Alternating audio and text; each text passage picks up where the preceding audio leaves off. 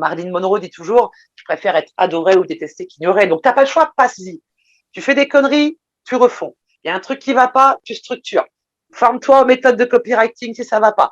Tu n'y arrives pas, fais appel à quelqu'un. Il y a un moment, de toute façon, tu vas y passer. Donc, mais fonce dedans, apprends, refonds, vois ce qui marche pas, regarde les autres. Bienvenue dans les interviews Growth. Je m'appelle Jean-Bernard Sibony. Je vais dénicher et interviewer pour vous des professionnels de l'univers du digital et du growth. Je vais leur poser des questions sur leur vision, leur savoir-faire et les techniques qu'ils utilisent au quotidien pour leur croissance. Eh ben écoute, salut Emmanuel, ravi de faire ta connaissance. C'est la première fois que j'ai l'occasion de discuter avec toi. Hello Jean-Bernard. Est-ce que tu veux commencer peut-être par une petite présentation d'Emmanuel? Alors, on passe toujours par là, hein. Tu sais, c'est un peu comme le CV, hein. C'est le résumé. Oui, alors je suis Emmanuel Petiot, du coup j'ai 3 activités. Je suis consultante pour des marques dont je ne parle pas, voilà, donc je ne vais pas non plus trop en parler aujourd'hui. Elles sont pas très glamour, elles sont un peu hors temps, tu vois, c'est pas écolo, tout ça, donc j'en parle pas. C'est mieux. Je suis consultante, professeure et formatrice, voilà, donc j'ai 3 activités. Et voilà, bon, je pense que tu vas parler d'une activité plus en particulier, donc c'est cool.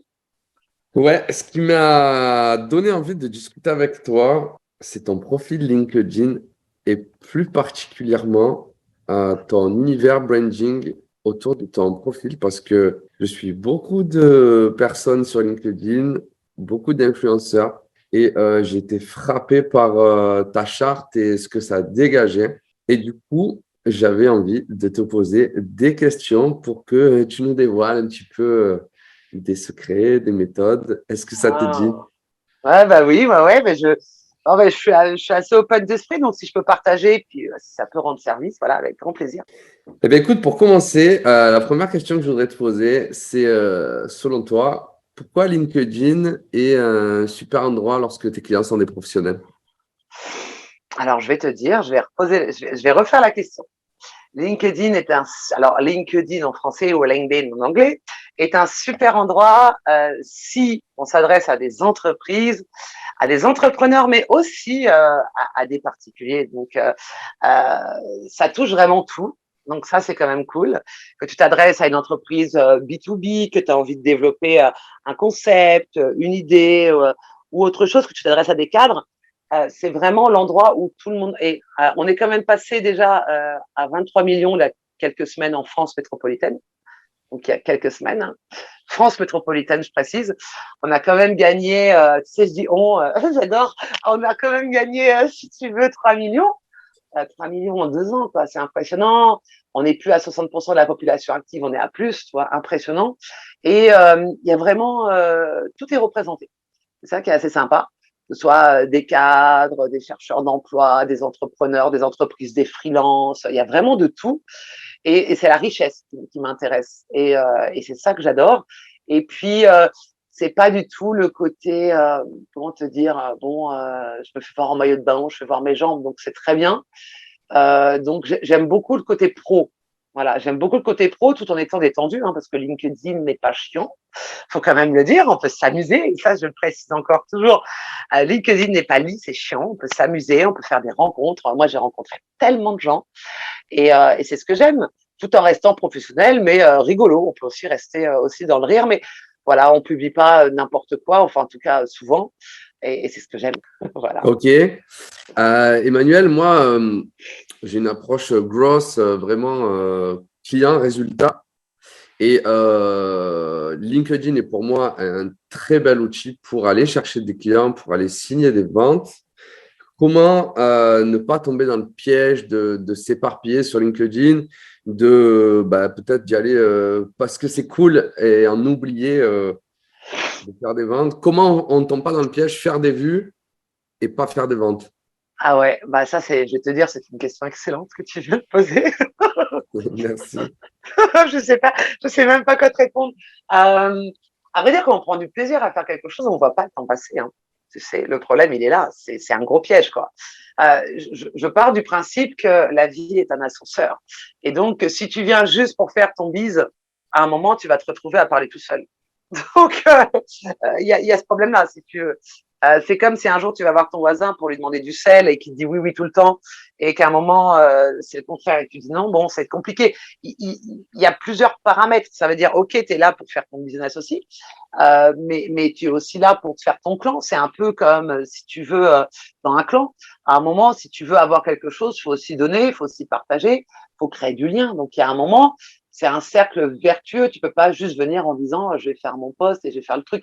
Faut te créer des liens, des gens qui t'apprécient, qui te trouvent sympa ou pas d'ailleurs, avec qui tu as envie d'échanger et à un moment, c'est l'étape obligée, quoi. Donc, sans tomber dans le côté je m'amuse et c'est rigolo, je pense qu'il faut te mettre un timer. Je pense que c'est ça. Et d'ailleurs, c'est l'un de mes problèmes actuellement. Comme ça, voilà, c'est assez sympa à le dire. C'est un de mes problèmes, c'est que du coup, voilà, j'y vais le matin avant de commencer à bosser, j'y vais le midi, j'y fais le soir. De plus en plus, j'évite d'y aller pendant mes vacances plus d'1 heure par jour parce que sinon, c'est chronophage. Mais on a tous ce problème-là. Si tu veux, c'est comme quand tu ouvres un paquet de bonbons. Donc, à un moment, c'est psychologiquement très compliqué, surtout si le paquet est très bon et que c'est des schtroumpfs, tu vois, avec la tête rouge, de pas le finir, quoi, si tu vois. Donc, oui, mais je pense que c'est un état d'esprit, si tu veux, il faut te faire violence à un moment ou à un autre. Ok. Et je vois que tu connais bien le sujet, du coup. Ouais, grave. Donc, du coup, moi, tu vois, par exemple, quand je vais faire les courses, je n'achète pas de paquet de bonbons parce que je sais que. Alors après, j'ai remarqué, hein, mes clients au début, ils y vont tout le temps, tout le temps, tout le temps, et après, plus ça va, plus ils ralentissent parce qu'ils ont réussi à se créer une communauté. Donc, je pense qu'au début, il faut vraiment investir. Après, tu peux ralentir un petit peu, mais il faut investir quand même à un moment ou à un autre de ton temps. Et quand tu dis investir, est-ce que tu penses que c'est nécessaire de réfléchir à une stratégie et à ce qu'on a envie de diffuser comme valeur ou pour toi, on peut se permettre d'y aller comme ça, juste pour prendre du plaisir et voir après ce qui se passe? Alors, moi, j'y suis allée pour échanger au début. C'est un peu compliqué. Je suis allée pour échanger, pour avoir du vibe, donner du vibe aux gens. Et puis après, après j'ai monté mes business. Donc, si tu veux, j'avais déjà créé une petite communauté autour de moi, quoi, qui me soutenait. Je pense qu'il faut y aller avec un objectif, un bon petit Trello, tu vois, en se disant, OK, c'est qui mes concurrents, cœur de cible, primaire, secondaire, ils font quoi, pourquoi, comment. Moi, je passe énormément de temps à analyser les choses, maintenant beaucoup plus qu'avant. Il faut vraiment passer pas mal de, je dirais, quelques semaines à analyser, à regarder en te disant, OK, qu'est-ce que je vais pouvoir publier? Je vais aller sur quel positionnement? Je vais publier quoi? Ça va être quoi ma strat? Du middle tunnel, du top tunnel, du bottom tunnel, tu vois, il va falloir définir vraiment en amont, mais passer du temps dessus. Il faut pas y aller comme ça, tête baissée, parce que si par exemple tu t'adresses à un cœur de cible qui en vérité tu ne couvres pas pendant un de tes posts, bon, ça va être un peu complexe. Donc il faut y aller avec une bonne strat, mais aussi prendre du plaisir. Je veux dire, c'est ça qu'il faut se dire, quoi. Voilà, faut prendre aussi du plaisir. Ok, bah du coup, tu dégages bien ce côté cool et plaisir de LinkedIn. Je me dis que avoir un top profil, un super profil bah, comme le tien, super carré, super shadé, super coloré, c'est top. Commenter un petit peu partout, liker un petit peu partout, bah, c'est pas mal aussi parce qu'on y prend du plaisir. Mais est-ce Ouais. que selon toi, publier, c'est vraiment une étape indispensable Ah pour bah oui. espérer faire du business? Ah bah il y a pas le choix. Il y a pas le choix parce que si tu veux, le truc c'est que moi, je suis spécialiste SEO, tu vois, et j'adore les algos parce que j'adore tester, j'adore me mettre en danger, j'adore un peu tout ça. Et à un moment ou à un autre, il faut se dire que l'algo change. À un moment ou à un autre, j'ai, si tu veux, et sans abuser du tout, au moins entre 3 à 4 coups de téléphone par semaine. Allô, allô, on m'a bloqué mon compte. Allô, allô, on m'a bloqué mon compte. Pitié, je te donne ce que tu veux. Je fais, mais je peux rien faire pour toi. Donc, si tu veux, c'est comme une entrée de tunnel. C'est à un moment ou à un autre, on a besoin de savoir qui tu es pour savoir si tu es légitime dans ton domaine d'activité. Donc, pour ça, il faut publier. Maintenant, le business, c'est pas en publiant que tu le fais. C'est les gens vont t'envoyer des messages, des demandes de connexion. Ça va permettre vraiment de connaître les gens, de publier et de savoir s'ils peuvent ou pas te faire confiance par rapport à la valeur que tu apportes. Et à un moment, oui, il faut publier. C'est pas en envoyant, c'est un peu comme le cold mail, si tu veux, les newsletters. Comparons un peu, quoi. Je veux dire, OK, le cold mail, tu vas te dire, bon, statistiquement, il y a bien 30% de gens qui vont. Mais la base, elle n'est pas là. C'est que tu vas te griller, quoi, à un moment. Donc, en plus, tu as des risques avec tout ce qui est, bon, tu vois ce que je veux dire, avec tout ce qui est auto, tu as pas mal de risques, de plus en plus, hein, mais vraiment de plus en plus. Même ceux qui n'ont rien fait, qui envoient une demande ou deux en plus parce qu'ils n'ont pas fait chauffer leur sender, entre guillemets, tu vois ce que c'est, je te fais pas de dessin. C'est Bien pareil, si sûr. tu veux, tu fais des newsletters, tu fais pas chauffer ton sender, tu l'identifies pas, bah, c'est pareil sur LinkedIn. À un moment, tu es en danger de toute façon. Même si tu fais rien de mal, tu es en danger. Donc, il vaut mieux faire venir les gens à soi et d'envoyer des invites hyper ciblés que de te dire je vais faire mon business en sous-marin. Parce qu'à un moment, tu vas te faire griller. Et puis, il y a des gens qui veillent. Il faut savoir que voilà, il y a LinkedIn qui a embauché pas mal de personnes justement pour faire le ménage, quoi. À un moment ou à un autre, tu sais pas, c'est qu'il y a des choses qui arrivent encore plus et ça va être dangereux. Même si tu passes par des VPN, même si tu as deux comptes, même si tu as ouvert des adresses mail différentes, il faut faire gaffe. Il y a un moment, c'est comme le white et le black. Si tu veux, il y a un moment, chacun fait ce qu'il veut. On a tous essayé des trucs, je dis pas le contraire, et moi la première, ok, non, ça c'est clair. Mais il y a un moment, pour revenir dans le droit chemin, il y a des moments où il faut te dire oui, publie, parce que de toute façon, c'est comme si tu ouvres un journal et il y a une annonce et il n'y a rien dedans. Il n'y a pas de valeur, il n'y a rien. Tu vas te dire non, mais c'est quoi ça? C'est que du public rédactionnel, c'est que du truc, il n'y a rien. Je ne fais pas confiance. Donc en même temps, en plus, tu vas te griller. Et tu vas avoir une image qui n'est pas bonne du tout. Donc oui, il faut publier. On ne dit pas de publier tout le temps non plus, mais tu peux pas avoir un profil où tu publies rien. Et ça, c'est important, quoi. Donc, pour toi, publier un, pour faire plaisir à l'algo, Ouais, deux, pour asseoir son expertise et pour ouais. montrer qu'on est crédible. Ouais, carrément. Ouais, carrément. Et pas se dire, j'ai pas le temps de publier, je publie pas. Moi, quelqu'un qui m'envoie un message en me proposant un truc, je regarde ce qu'il fait, je regarde tout de suite ce qu'il fait, je fais non, mais lui, poubelle. Donc, on se fait une idée tout de suite. Tu sais, souvent, la première impression est la bonne. Donc, c'est important, vraiment. Alors, du coup, bah, effectivement, tu dis prendre le temps de publier.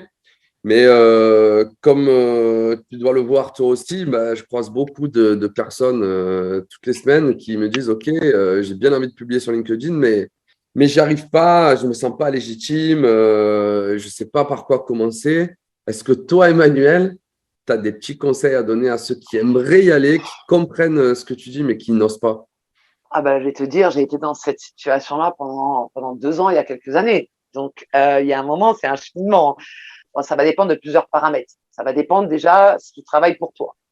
Si tu travailles pour toi, pour toi-même, tu vas te dire, bon, j'ai pas le choix, il faut que j'y passe. De toute façon, si tu travailles pour une entreprise, tu vas te dire, qu'est-ce que vont penser mes collègues de travail? Donc, tu as toujours ce truc. Et moi, le moment où je ne vous ai pas publié, c'était ce moment-là, c'est de me dire, qu'est-ce qu'ils vont me dire le matin? Est-ce qu'ils vont me casser? Et c'est très compliqué. Déjà, dans quelle situation tu es? Dis-toi bien. Tu es entrepreneur, tu es freelance, tu veux monter ta boîte, dis-toi que tu n'as pas le choix. Et Marilyn Monroe dit toujours, je préfère être adoré ou détesté qu'ignoré. Donc, tu n'as pas le choix, passe-y. Tu fais des conneries, tu refonds. Il y a un truc qui va pas, tu structures. Forme-toi aux méthodes de copywriting si ça va pas. Tu n'y arrives pas, fais appel à quelqu'un. Il y a un moment, de toute façon, tu vas y passer. Donc, mais fonce dedans, apprends, refonds, vois ce qui marche, vois ce qui marche pas, regarde les autres. Maintenant, si tu es dans une entreprise, s'il y a une bonne ambiance et que c'est un peu friendly, ça peut le faire. Mais si moi, j'étais dans une boîte qui était dans le consulting SAP, tu vois, no overglam, hein, super, overglam mortel. J'ai failli mourir. Et tout le monde m'a regardé. J'ai bien aimé ton post d'hier. J'ai fait, mais déjà, je t'ai pas demandé d'aimer, mais c'est gentil de me le dire. Ça veut dire, mais je veux pas en entendre parler. Donc, si tu veux, si tu es dans une boîte, c'est plus compliqué. Ouais. Maintenant, c'est aussi à toi de te dire, OK, est-ce que mon service marketing et com, est-ce qu'ils ont quelque chose à me donner? Qu'est-ce qu'ils ont à me donner? Et c'est à eux aussi de faire le travail. C'est ce que je prône du coup dans l'employé advocacy, c'est de te dire, c'est aussi au service market et com de t'envoyer des textes et de la matière aussi. Si t'as pas d'idée, c'est leur job. Et on se dit non, c'est à nous, mais non, c'est aussi leur job de donner au moins des pistes de réflexion, de donner des idées, et puis de relooker comme tu veux les trucs. C'est leur travail. Donc t'as qu'à aller leur mettre une bonne claque, et puis tu leur dis c'est ton job de me filer des trucs. Tu vois? Et si vraiment il te file rien, est-ce que simplement raconter, entre guillemets, sa vie de salarié, sa vision de salarié depuis sa fenêtre, est-ce que ça, tu penses que ça a du sens? Comme ça, on n'est pas dépendant des autres. Je vais te dire, ça dépend si tu dis bien que c'était avant. Tu vois, si tu dis bien que c'était avant, ouais, mais tu vas. Le problème, c'est que les RH te disent, donc soit tu as une possibilité, soit tu bloques toutes les personnes qui travaillent avec toi, parce que tu as la peur du jugement, le jugement dernier, tu as la peur du jugement. Et c'est très complexe de faire à part ça, et ça va dépendre aussi de ton caractère à toi.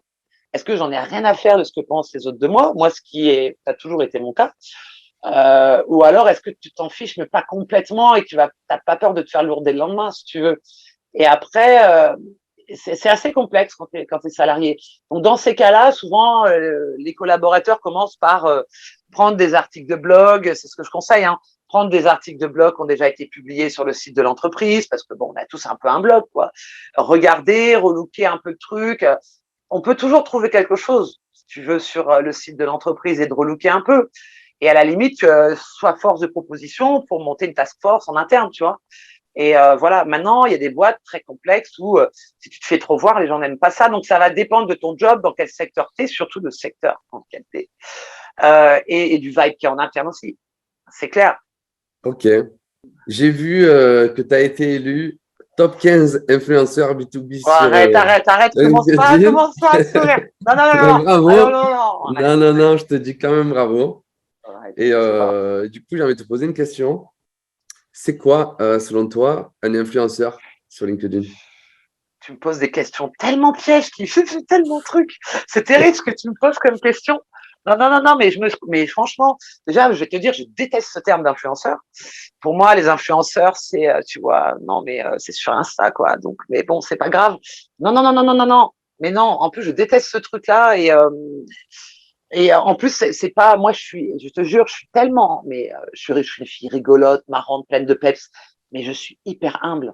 Je suis la personne qui se remet en question le plus souvent au monde. Et 5 fois pourquoi, par selon toi, jour. c'est pas compatible, humble et influenceur? Parce qu'ils sont pas humbles du tout. Ils sont pas humbles du tout. Je veux dire, moi, tu vois, tout à l'heure, je viens de relooker un article de blog, j'ai failli me foutre une claque. Je fais, mais non, merde, je suis idiote, regarde ce que je viens de faire. Enfin, il n'y a pas plus humble que moi.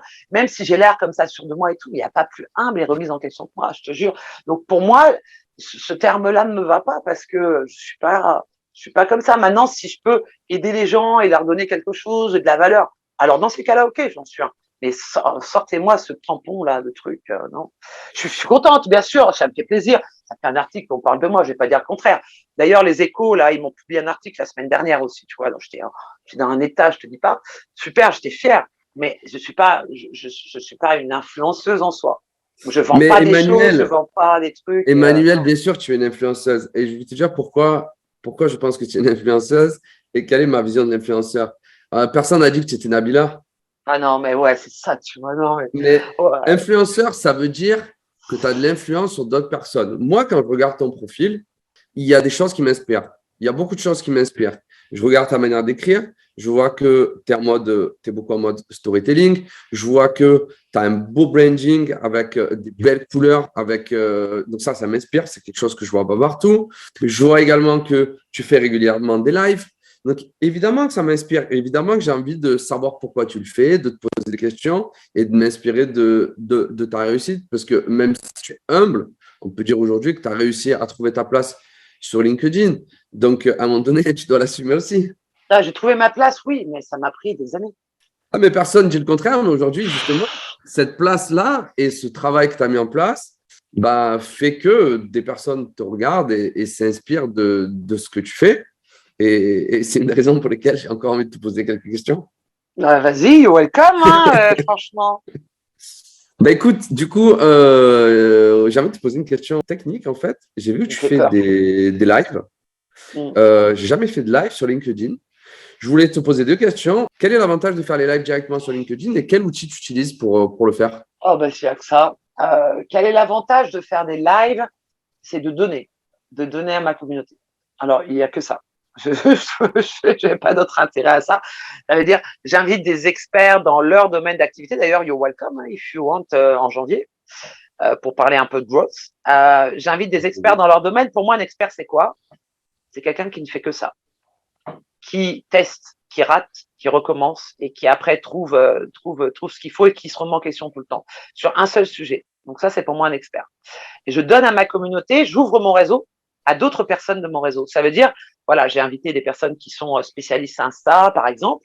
Je fais, voilà, si mon réseau a envie d'une spécialiste Insta, c'est elle qu'il faut aller voir. Donc, j'ouvre mon réseau pour que les autres personnes qui ont peut-être un peu moins de visibilité puissent être connues. Et sans aucune rétribution, hein, du tout. Ça veut dire que c'est pour faire plaisir faire plaisir à mon réseau, faire découvrir à mon réseau et aussi, voilà, échanger, quoi. Enfin, il n'y a rien de plus que ça.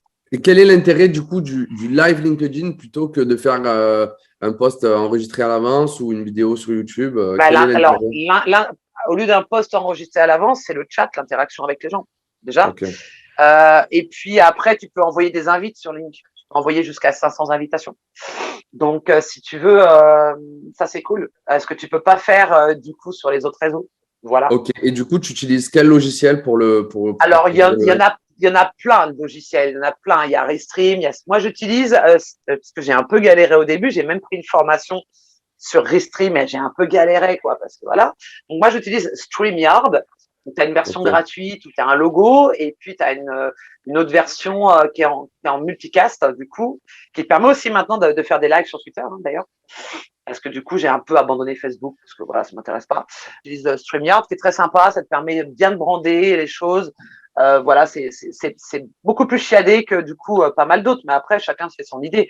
J'ai bien galéré un mois dessus, hein, à mi-temps. Donc, celui-là est plus simple pour moi. Mais attention, par exemple, sur les lives, il y a de plus en plus de personnes parce qu'avant, il fallait demander l'accès au live et fallait montrer patte blanche et tout. Il y a de plus en plus de lives qui vont être faits. Donc, de toute façon, il va y avoir une descente des lives sur LinkedIn. Hein. Ça, c'est très important. Il y a de plus en plus de personnes qui vont se mettre au live, donc il y aura moins en moins de personnes qui vont être présentes et les audiences vont s'éparpiller. Ça faut faire attention à ça. ok. Et du coup, tu utilises StreamYard pour diffuser sur d'autres plateformes ou tu fais que LinkedIn, toi? Ah non, non, j'utilise StreamYard pour diffuser du coup sur YouTube. Tu as le droit à trois. Trois dans l'offre Ok. à 200 balles par an. Tu as le droit à trois. Si tu n'as pas le logo, tu as le droit à trois. Après, il faut encore upgrader. Et voilà. Non, non, c'est simple en plus d'utilisation, donc c'est assez cool, quoi. Ok. Dernière question. Je voulais te Déjà? demander, Non, tu pars. Tu mais sauves. si, dernière question, et puis après, on va pouvoir papoter si tu veux. Ah, ok. Service Marketplace de LinkedIn, c'est Ouais. sorti, c'est quand ça fait même Il y pas a un un mois, je mois. pense. Il y Ouais, a un ouais, mois. ouais. Tu as testé, tu as un retour, tu as un avis? Alors, ce qui est cool déjà sur le service Marketplace, c'est que tu peux, si tu as bien ta page de service activée, quand tu cliques sur mes objectifs et offrir des services, si tu as bien la page activée, ce qui est cool, c'est que du coup, tes clients peuvent te donner une note et te recommander. Donc déjà, ça, c'est quand même hyper cool.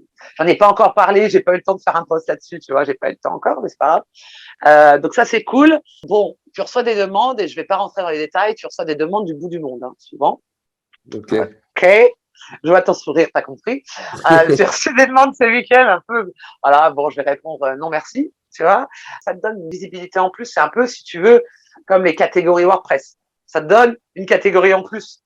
Ça veut dire, au lieu d'avoir, par exemple, personne, entreprise, école, groupe, machin, tu as un petit truc qui est marqué service à côté. Donc, tu vas pas le refuser, quoi. Tu as une catégorie en plus, quoi. Donc, tu prends. Maintenant, pour l'instant, comme peu de gens sont encore informés, c'est pas encore au top, si tu veux. Je pense que ça va se développer autrement, mais vraiment, ils ont vraiment, et c'est très très bien. Hein. Moi, je passe par beaucoup de prestats sur 5euros.com dès que j'ai un problème, un bug, un machin. J'utilise énormément les plateformes de freelance, hein. Et je trouve ça tellement bien. Et je pense que là, c'est un début, et ça va aller un peu plus loin après, ce qui est très bien. Ce qui est très très bien, c'est de couvrir un peu tout parce qu'il y a quand même un business model à faire et c'est top pour l'instant. On en est qu'aux prémices. Donc c'est facile d'y être. Bon, on va voir ce qui nous attend. Tu as réussi à avoir des contacts un peu intéressants ou pas encore? Du bout du monde. Je n'en du bout du monde. Bah, Ouais. comme tout le monde ne connaît pas, comme tout le monde ne sait pas encore, si tu veux. Donc bon, c'est le début, quoi.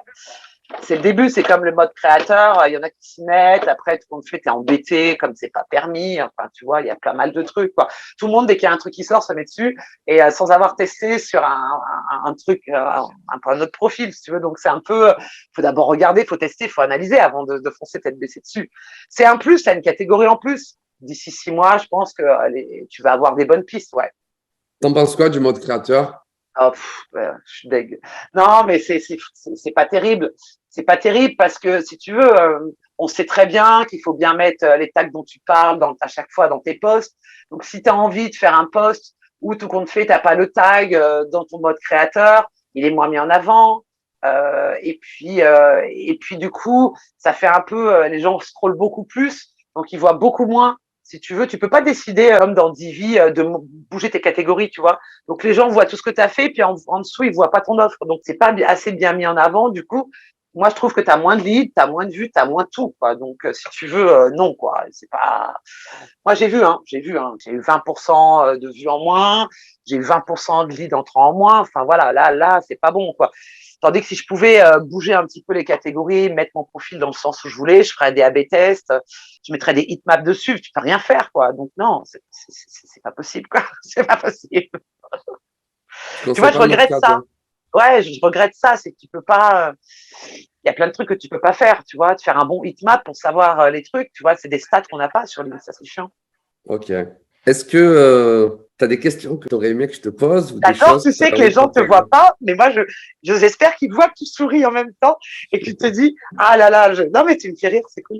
Ils devraient te voir pendant le podcast, je t'assure, t'as un sourire, c'est énorme. Je dirais que faites attention, s'il vous plaît, en ce moment, et encore plus que jamais, s'il vous plaît, il y a des équipes qui se montent. Arrêtez d'envoyer des invitations trop en automatique. S'il vous plaît, ne venez pas pleurer auprès d'Emmanuel après. Faites attention à ce que vous faites. Faites-le en bonne intelligence. Faites les trucs. Faites attention à vous, s'il vous plaît. Faites attention. Vraiment, en ce moment, faites gaffe encore plus que jamais.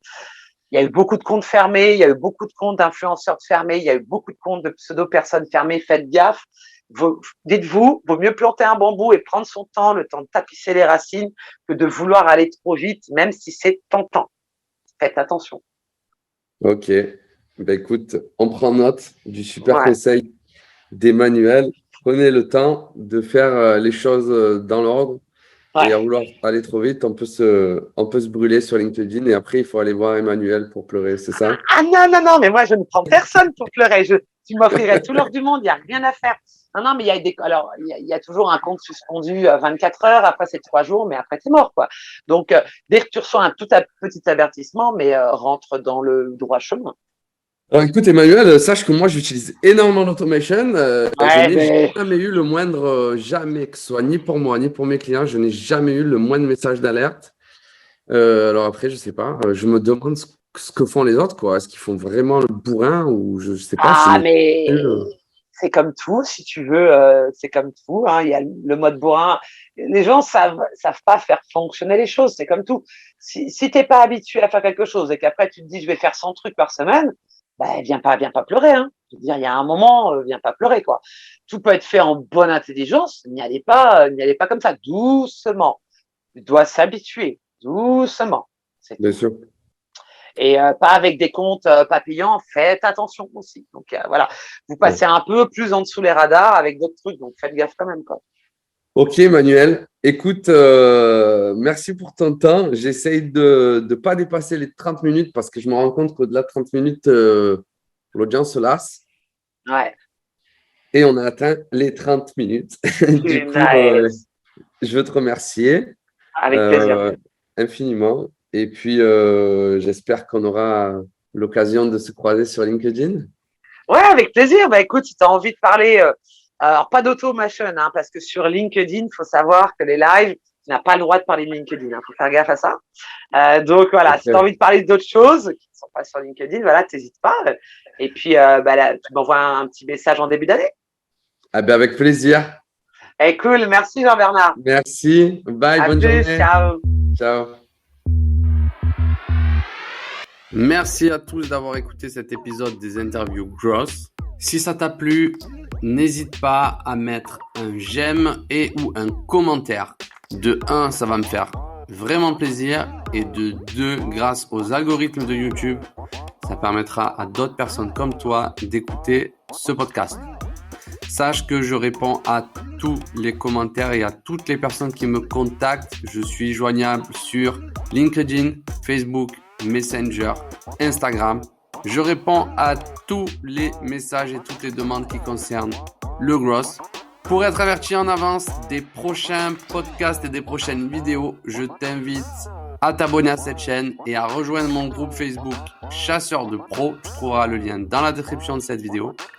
J'y balance plein d'informations et des techniques sur le Gross, le scrapping et l'acquisition de prospects en B2B. Sur ce, je te dis à bientôt pour un autre épisode des interviews Gross.